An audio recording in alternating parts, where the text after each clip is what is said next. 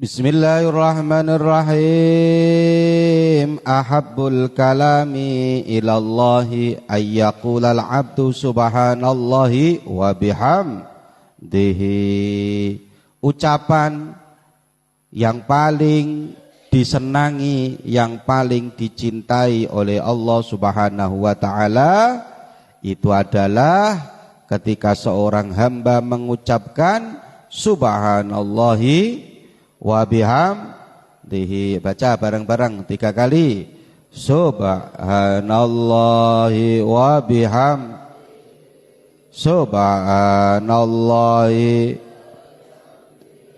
subhanallahi wa bihamdihi.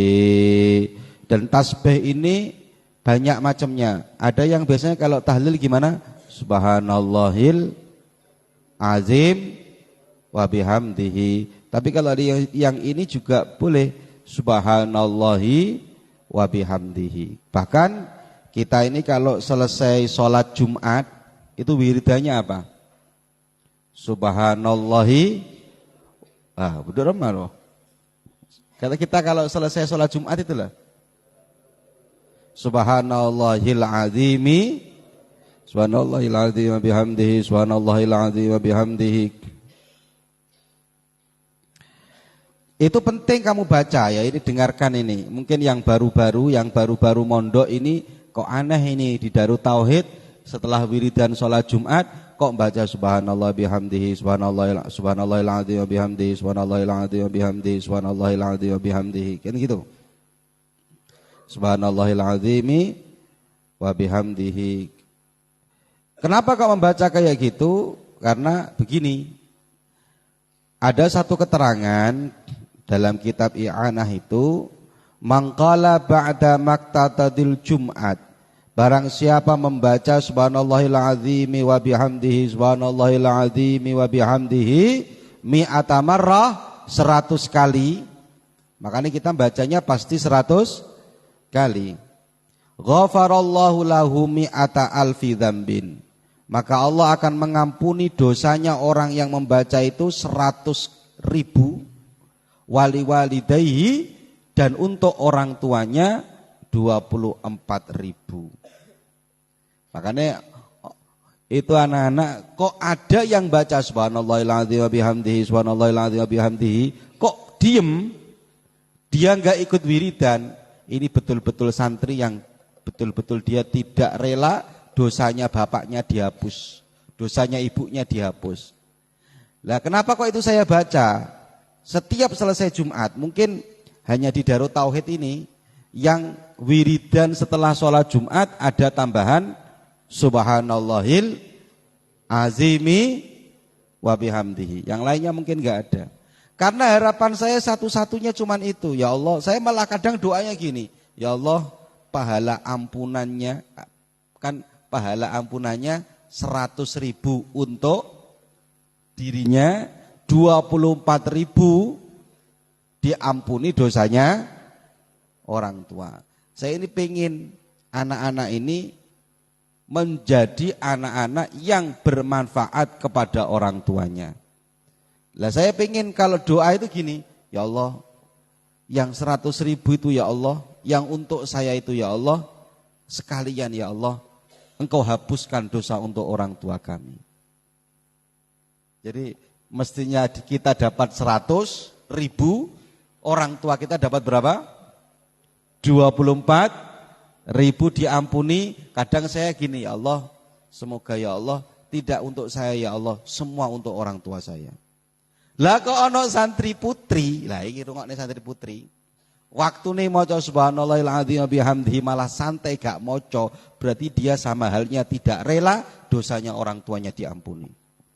Ngeri ini. Kalau santri putra, waktu itu bareng-bareng, kok dia tidak membaca, berarti sahamalnya dia tidak rela, dosanya orang tuanya diampuni. Ya, itu ngeri, ya, ini penting. Jadi kalau kamu habis selesai sholat Jumat, ojo sampai tidak membaca subhanallahil azimi wa bihamdi. Bahkan kemarin saya ketemu dengan salah satu kiai, dia kesini sholat Jumat mungkin nyeper di sini, mampir di sini. Setelah saya sholat Jumat dia ke rumah. Tanya, Gus itu wiridan apa? Gus kok enggak sama? Kan biasanya kalau di desa-desa gimana biasanya? Subhanallah bihamdihi subhanallahil azim kan gitu ya. Kalau di sini setelahnya sholat subhanallahil azimi wa bihamdihi, khusus selesai sholat Jumat. Ya memang teksnya di kitab seperti itu, Kiai, saya jawab. Ini keterangannya. Akhirnya dia dengan santrinya juga mengamalkan. Cuman dia Jumatannya enggak di rumahnya, di luar. Nah, kita ini alhamdulillah di masjid ini sudah Jumatan, kita bisa memaksimalkan amalan-amalan para ulama. Amalan para ulama sing apik ngono rek, ya. Pengampunan untuk orang tua. Amalan ojo amalan sakti. Waduh. Amalan datang uang sendiri. Waduh. Gak ono ngono iku. Ada lagi amalan yang anak-anak mungkin kurang praktek. Ini mungkin putri bisa dipraktekkan. Lakean biasakan dipraktekkan. Saya tahadus bin nikmah. Nih coba lihatnya sini. Saya tahadus bin nikmah. Saya insya Allah banyak walaupun lupa tapi tidak sering. Ini saya amalkan karena begini. Ya, ini buat catatan bagi kamu. Kita dalam menjalani kehidupan ini kok sulit, baik dalam sulit urusan ekonomi atau sulit dalam urusan menghadapi ujian apa saja, itu kekurangannya satu. Apa? Karena tidak mendoakan orang tua. Ini catat ini bagi kamu. Kok besok kamu hidup di masyarakat, sulit menghadapi masyarakat. Kok besok kamu hidup di masyarakat, sulit dalam urusan ekonomi, berarti ada satu yang kurang mendoakan orang tua. Usahakan ini. Saya dapat amalan ini dari Habib Jindan. Jadi kalau kamu selesai adzan, Allahu Akbar, selesai la ilaha illallah, kita kan biasanya doanya Allahumma rabba hadhid ya benar ya, Allahumma rabba hadhi ta'awatit tamah wassalatil. Sebelum doa itu cuman 1 menit gak sampai la ilaha illallah yang adzan, kita baca Rabbighfirli wali walidayya, Rabbighfirli wali walidayya, Rabbighfirli wali walidayya, Rabbighfirli wali walidayya, Rabbighfirli wali walidayya. Berapa kali? 5 kali. Setelah 5 kali tutup warhamhuma kama rabbayani. Dawe para ulama, siapa yang membaca ini walaupun kemarin-kemarin dia banyak dosanya kepada orang tua, tapi setelah dia minta maaf kepada orang tua, Allah menulis baginya anak yang berbakti kepada orang tua. Ditulis anak baik. Anak enggak pengko, masuk nominasi. Ya, no. Tulis. Siapa namanya? Adit. Kemarin pernah membuat ruwet Pak Slamet.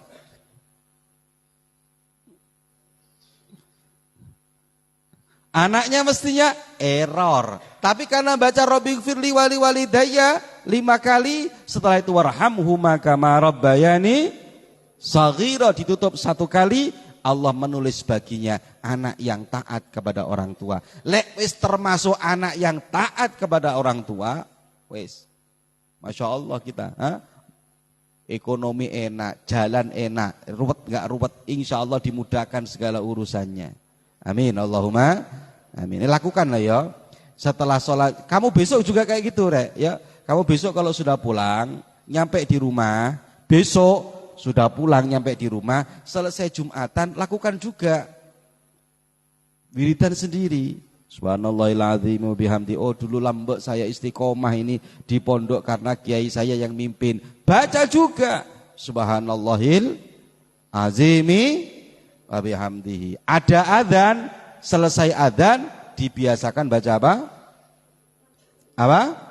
Rabbil firli wali walidayya. Berapa kali?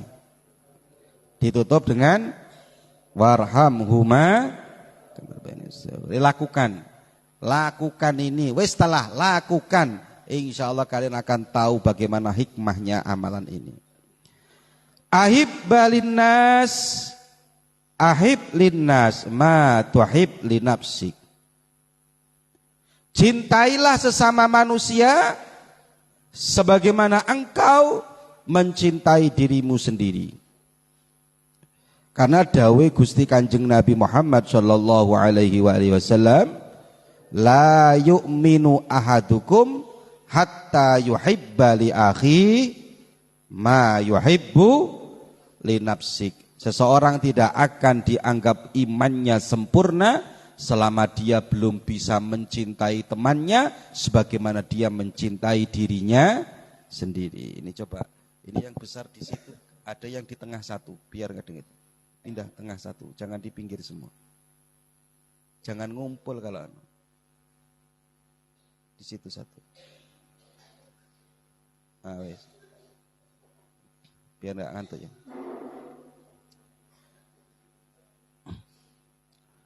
Nah ini penting. Kita ini sering tidak sama dengan orang lain sehingga orang lain itu menjadi musuh kita. Insya Allah ini rugi dunia akhirat. Ayo coba, kenapa kamu nggak suka dengan ini? Kenapa kamu nggak suka dengan ini? Karena dia beda organisasi dengan kita. Kita NU, dia Muhammadiyah. Lo NU Muhammadiyah lo iso dadi tukaran. Apa dia? Kenapa kamu beda dengan dia? Kok nggak sama dengan dia? Ya karena dia PDI, saya PKB. Wah, ntar ke partai mas. Mau nolong orang itu loh, sekarang itu loh ruwet sekarang. Mau nolong orang, ada orang tabrakan, dawar, sakit jatuh, daus, langsung ditanya, loh, pak, saya minta tolong pak, minta tolong yang jatuh. Iya pak, tanya sih, sampean NU apa Muhammadiyah? NU. Ya sudah, kalau NU PKB apa P3? Ya mate kada orang ngamun kali ya. Ini guru saya dulu pernah dawuh kayak gini, ini saya pegangi sampai sekarang. Makanya kalau saya diundang ngisi di beberapa tempat, terutama tempat-tempat yang elit yang musuhnya dengan orang-orang yang tidak santri, itu saya pegang. Saya dengan jenengan boleh berbeda, tapi saya dengan jenengan pasti ada kesamaannya. Saya dengan Anda boleh berbeda, tapi perbedaan jangan menjadikan permusuhan, tapi saya dengan sampean pasti ada yang sama. Kesamaan inilah yang menjadikan kita saudara. Contoh, sampean punya tetangga sampean nawakal pawegel megeli.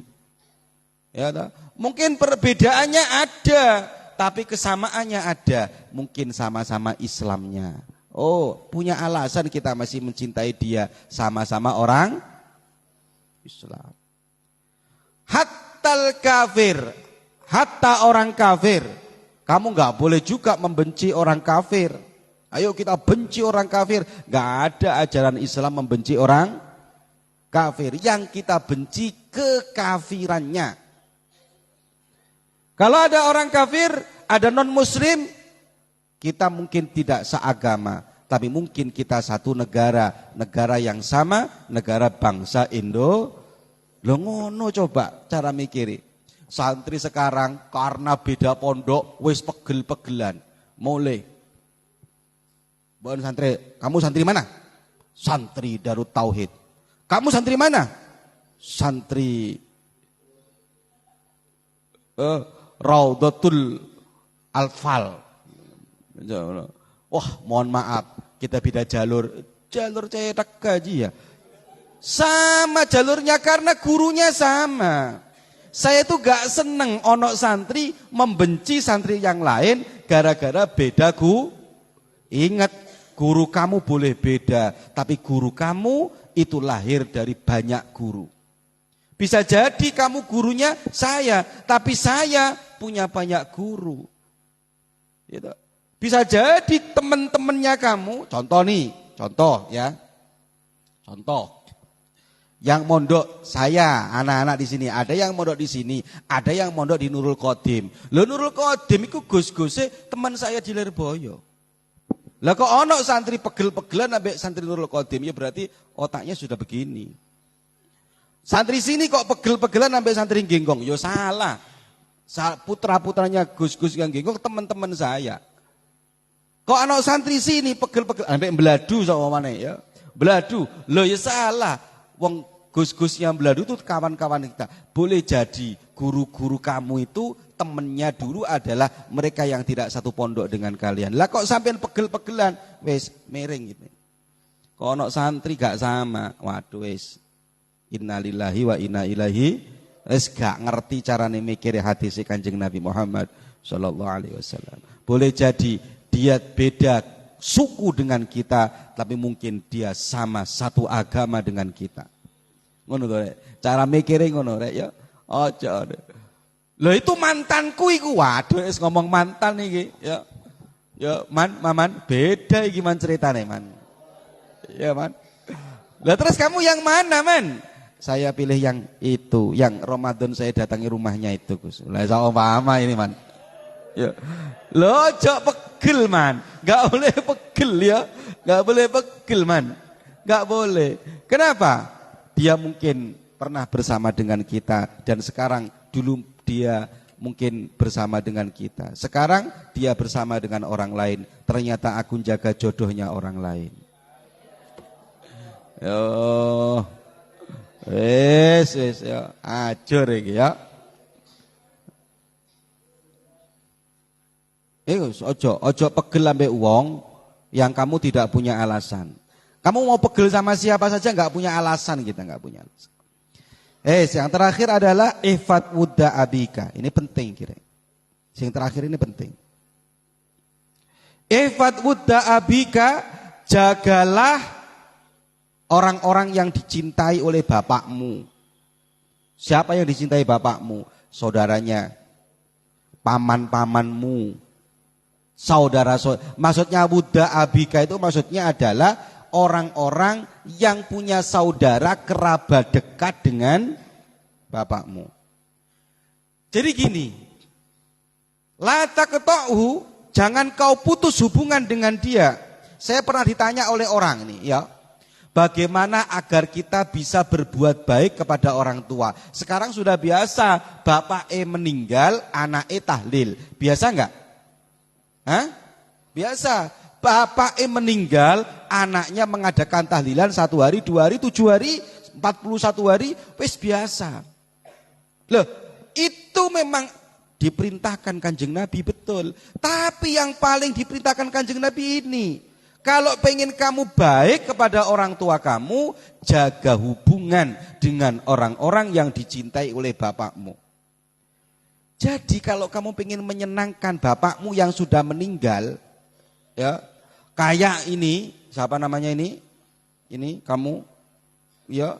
Kamu pengen menyenangkan ibu kamu yang sudah meninggal, datangi saudaranya. Kalau kamu besok sudah kerja, saudaranya ibu kamu siapa? Bu Mary, datangi.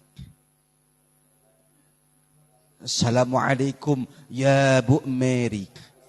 Kasih uang, ini Bu Mary, saya ngasih uang ke sampean. Loh Cong, lah kamu kok ngasih uang banyak sekali kepada saya? Bukan niat saya untuk ngasih sampean, tapi karena sampean dekat dengan ibu saya ingin menyenangkan ibuku. Loh iku sing penting. Lah kok sekarang malah bapaknya meninggal, dia musuhan dengan saudaranya bapaknya.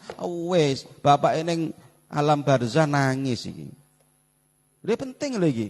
Tahlil itu penting, tapi ada yang lebih penting, menyambung saudara-saudaranya bapak. Dawe Kanjeng Nabi ini rungokno iki. La taqta'hu, jangan sampai kamu memutus tali persaudaraan dengan saudara-saudara bapakmu, maka kalau ada yang memutus tali persaudaraan, fayudfiullah nuraka, maka Allah akan memadamkan cahaya dalam dirinya. Coba kamu lihat. Ya, mohon maaf iki lho ya. Ini sesuai dengan riset saya ini. Riset saya bukan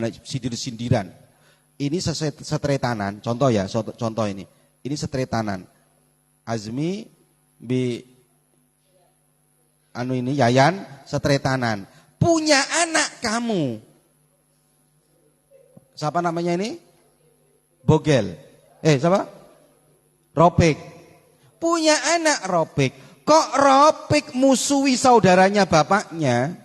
Kok Ropik bermusuhan dengan tantretannya? Lihatlah, cahaya dalam dirinya akan selesai. Kalau sudah selesai cahayanya Allah yang ditaruh di dirinya, wes kabeh semuanya akan hancur semua. Kerukunan rumah tangganya. Lah benci orang yang dicintai bapaknya, ya selesai. Makanya kemarin ada orang kesini, dia tukang jualan, padahal dia tukang jualan martabrak, ya, tukang jualan martabrak itu kesini. Loh kenapa sampean siapa? Saya Gus, anaknya ini. Loh kenapa? Oh iya kenapa gimana? Saya Gus, bapak saya dulu Gus sering kesini Gus. Saya pengen nyambung seperti bapak saya sering kesini. Loh bagus dia.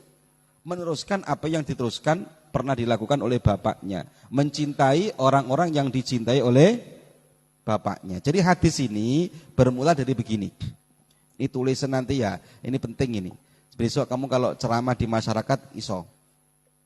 Hadis ini pernah dipraktekkan oleh sahabat namanya Abdullah bin Umar, anaknya Sayyidina Umar. Kalau Sayyidina Umar terkenal, namanya tuh aja ngeri, Umar. Ya. Kamu coba ngomong ya, Abdurrahman bin Auf biasa. Abu Bakar, nggak takut. Tapi kalau kamu nyebut Umar, kayak namanya itu sudah ngeri. Umar, gagah. Sayyidina Umar itu terkenal dengan hebatnya. Kalau anaknya terkenal dengan cerdasnya. Makanya anaknya Sayyidina Umar itu paling banyak meriwayatkan hadis daripada bapaknya namanya Sayyidina Umar. Dari Ibnu Umar. Guru-guru sahabat itu yang paling tinggi itu Ibnu Umar. Orang yang paling banyak hafal hadis itu termasuk Ibnu Umar. Suatu hari Ibnu Umar itu jalan-jalan ngelewati pegurungan bawa Mercy, bawa Alphard. Alphardnya zaman dulu itu apa? Himar. Tahu himar? Himar itu kuda kecil. Bawa himar. Coro sekarang yo Innova Ribbon. Bawa Innova Ribbon jalan. Di tengah jalan ketemu dengan orang A'robi. Orang A'robi itu orang pedalaman. Orang pedalaman kalau sini mana ya? Mungkin orang pelosok, orang Krocil, ya, orang Teres, ya. Tapi sekarang Krocil sama Teres sudah kota city sana. Saya kemarin lewat pengajian, lewat sana beberapa hari yang lalu, jalannya mulus kayak pipinya Syahrini. Mulus ya. Jalan ke sana toh. Ya, mungkin orang gunung yang sangat pedalaman sekali. Daerahnya Ustadz Sugi itu sana itu sulit dijangkau oleh manusia di sana. Itu A'robi mungkin ya. A'robi. Ya. Setelah ketemu dengan orang A'robi, Sayyidina siapa tadi? Ibnu Umar, bukan Sayyidina Umarnya, anaknya Sayyidina Umar. Ibnu Umar ketemu dengan orang A'robi tadi, terus ngomongnya begini, apakah kamu anaknya Pak Fulan? Apakah kamu anaknya ini? Naam, kata orang Robi. Betul, aku anaknya Pak ini. Masya Allah, kuyai besar, ulama besar, ketemu dengan orang biasa, langsung igeluk orang Arabi. Setelah orang Arabi ngomong, "Loh kamu siapa?" "Bapakmu dengan bapakku itu dulu teman dekat." Kan ada toh ya, mohon maaf ya, masa kecilnya bersama, tapi takdir yang memisahkan mereka tidak sama. Satunya tetap jadi petani, satunya jadi ketua MPR. Kan ono. Kecilnya bersama, besarnya enggak sama. Satunya lari jadi orang biasa, satunya jadi ulama. Biasa, banyak. Banyak kayak gitu. SD-nya bareng, satunya jadi ulama, satunya jadi orang biasa. Masya Allah, kamu bapaknya nih ya. Langsung kendaraannya Ibnu Umar, tadi bawa apa Ibnu Umar? Bawa himar, cara sekarang lah Alphard lah, bawa Alphard, itu langsung, nih, Masya Allah kamu anaknya ini, bapak kita temen, dikasihkan langsung Alphardnya, ini buat kamu. Songkoknya Ibnu Umar, itu songkok yang paling bagus, imamah. Imamahnya dicopot langsung, wanaza' imamatahu, dicopot imamahnya, dikasihkan juga. Songkok dikasihkan, Alphard dikasihkan. Yang penting sarung yang enggak dikasihkan. Apalagi yang di dalam sarung. Bahaya ini. Sampai ulama kan ada khadamnya. Orang yang membersamai Ibnu Umar, khadamnya Sayyidina Ibnu Umar, itu sampai negur Sayyidina Umar. Langsung negur gini, apa ama yakfihi dirhamani, wahai Ibnu Umar, sebenarnya orang tadi kan orang gunung, orang pelosok, gak usah dikasih Alphard. Nanti gimana cara bawanya? Gak usah dikasih imamah sebagus itu. Cukup sampean kasih uang dirhamani 2 dirham. Cara sekarang kasih aja 200.000, yakfi, cukup. Apa dirinya Ibnu Umar? Ikhfat wudda abika, langsung ngucul hadis ini. Hei temanku, hei sahabatku, kamu tahu Rasulullah pernah berdawuh, pernah bersabda, ikhfat wudda abika, jagalah orang-orang yang dicintai bapakmu, jangan engkau memutus persaudaraan, karena memutus persaudaraan dapat memadamkan cahayamu. Kalau sudah cahaya kita padam, selesai. Kalau kamu coba lihat ya, ono arek ya, coba lihat. Ini lihat, ini wajah-wajah teman-teman kamu ini, ono sing hitam, ono sing putih. Bukan berarti yang hitam cahayanya padam, bukan. Nanti kamu ketemu be orang celeng, wong padam re cahaya. Nah. Bukan. Cahaya itu bukan hitam dan putih, tapi kamu lihat dia ada hawa-hawa tertentunya itu. Pondok putih yang ono, kan ono ya teman kamu yang menyenangkan, diajak guyon lho nyambung, menyenangkan. Terus ono sing ketemu Didik gelem-geli, pengen metes ya ono. Ya iku mungkin cahayanya sudah padam ya. Entek kalau sudah kayak gitu cahaya padam susah. Jadi orang hebat sulit kalau sudah cahaya padam. Al-Fatihah.